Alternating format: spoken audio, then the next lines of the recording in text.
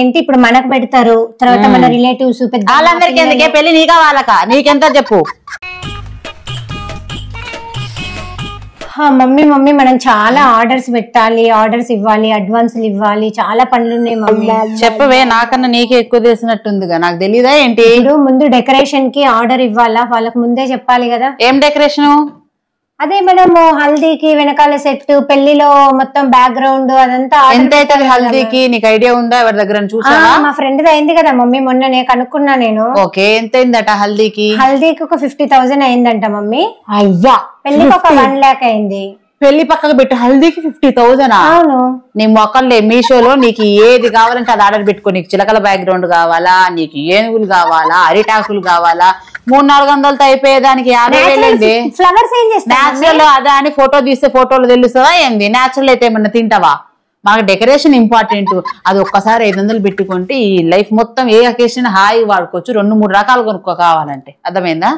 50,000 అంట. 50,000 హల్దీ ఫంక్షన్ కి. సరే మమ్మీ, అయితే చీర, పెళ్లి చీర మా ఫ్రెండ్ తీసుకుందంట, బాగుందంట కూకట్పల్లిలో.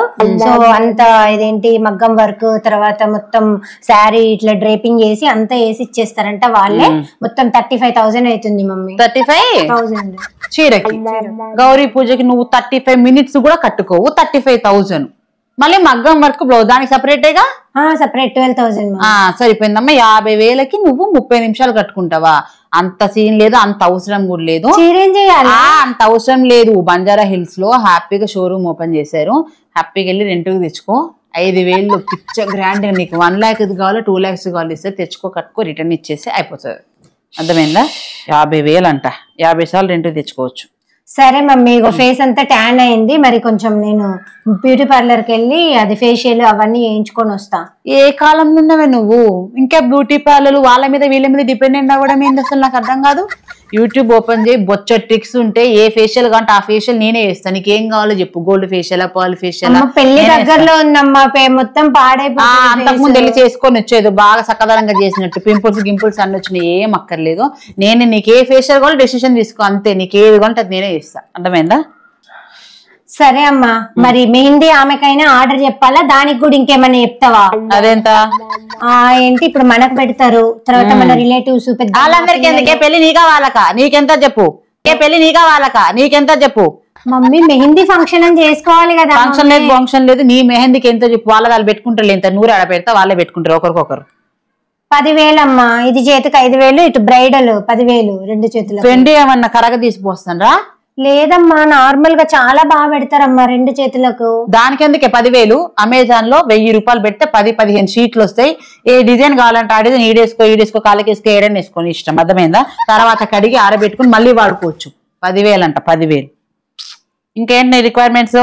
ప్రీ వెడ్డింగ్ షూట్ కన్నా మాట్లాడుకుందామమ్మా. ప్రీ వెడ్డింగ్ షూట్, తర్వాత పెళ్లి, అన్ని ఒకటే కెమెరా. ప్రీ వెడ్డింగ్ షూట్ లేదు, ఒక్క షూట్ లేదు. మన ఎట్లా యాపిల్ ఫోన్ కదా, నేను హ్యాపీగా తీస్తాను. నేను బిజీగా ఉంటే మీ అక్కనో చెల్లిని ఎవరో ఒకరు తీస్తారు. వాడండి వచ్చి తీసేది. మనకు రాదేంది ఆ మాత్రం. వాడికి ఎందుకు డబ్బులు ఇవ్వడం? ఇంకా చెప్పండి రిక్వైర్మెంట్స్ ఏందో. అమ్మ మనం దాన్ని ఇట్లా మనం వీడియో చేసుకోవాలి 5 minutes. నాకు ఎడిటింగ్ మస్తు వచ్చే. వాట్సాప్ స్టేటస్ పెడితే ఈ మధ్య మా ఫ్రెండ్స్ అంతా బాగా ఎడిట్ చేస్తాను. నీ పెళ్లి వీడియో నేనే ఎడిట్ చేస్తా పోయిగా. భోజనాలమ్మా, భోజనాలు ఏం చేద్దాం? అక్కడ మనం ఏం కాంప్రమైజ్ కామమ్మా. మనం ఏంటి, మన వంశం ఏంటి, పరువు తక్కువ. మనం బాగా గ్రాండ్ గా తెచ్చుకు పెడతాం. అక్కడ అసలు కాంప్రమైజ్ లేదు. ఇట్లా భోజనాలు ఇట్లా పెట్టారని అందరూ చెప్పుకోవాలి. నీ పెళ్ళైన 1 year వరకు అంత బాగా పెడతా. ఏం బాధపడుకో, ఓకేనా? No compromise. ఇప్పటిదాకా పిసినారు చాలా రకాలు. కనీసం భోజనాలన్నా పెడతా అంటుంది. చెప్పడం మర్చిపోయా, నువ్వు ఈ టోకన్స్ రెడీ చేసుకోవాలమ్మా. పెళ్లి అయిపోయిన తర్వాత నీకు ఇట్లా గిఫ్ట్ ఇస్తా వస్తారు కదా అందరు లైన్ గా. నీకు ఎవరైతే గిఫ్ట్ ఇస్తారో వాళ్ళకి మాత్రమే టోకెన్ ఇచ్చేసాయి, ఓకేనా? చిన్న గిఫ్ట్ ఇచ్చిన ఒక టోకెన్ ఇయ్యి, పెద్ద గిఫ్ట్ ఇచ్చిన ఒక టోకెన్ ఇయ్యి. చెప్పేది నువ్వు భోజనాలకు వెళ్ళినప్పుడు వాళ్ళ టోకెన్ ఇస్తారో ఆ భోజనాలు పెడతారు అనమాట. గిఫ్ట్ ని బట్టి నేను డివైడ్ చేస్తా, ఐటమ్స్ గానీ అది గానీ. సో భోజనం ఎవరైతే గిఫ్ట్ ఇస్తారో వాళ్ళ టోకెన్ ఉంటుంది కదా, వాళ్ళకి మాత్రమే వడ్డిస్తారో. అట్లా ప్లాన్ చేసింది. ఎట్లుంది ఐడియా? అమ్మ కనీసం పెళ్లి కార్డు అన్నా కట్టించుకుందామా? అది కూడా అయ్యో మర్చిపోయాం కదా. అసలు ఈ రోజుల్లో కార్డు తీసి ఓపెన్ చేసి చదివే అంత ఓపిక ఎవడుకుంది? ఎవరు చూసినా ఫోన్ లో చూస్తాడు కానీ పక్కన ఉన్న బుక్కులు, కార్డులు, న్యూస్ పేపర్లు చూస్తాండ్రా. కార్డ్ వద్దు ఏమొద్దు, హ్యాపీగా ఆన్లైన్ ఇన్విటేషన్ పంపించి అందరు ఈజీగా చూసుకుంటారు, హ్యాపీగా ఉంటది. ఓకేనా? సరేలే, ఆ డిజైనర్ నన్న మాట్లాడతలే. ఇక డిజైనరా? ఎందుకే నేను ఇంత చదువు చదివిపించి కనీసం నీ కార్డు నువ్వు కూడా డిజైన్ చేసుకోలేవు. ఇంత చదువు చదివి అసలు ఏలో చూసుకో, ఏ డిజైన్ కావాలంటే ఆ డిజైన్ వస్తుంది. నీ వల్ల కాకపోతే చెప్పి అదిగో నేనే చేస్తా, తప్పదు కదా కర్మ. కార్డ్ అంటే డిజైన్.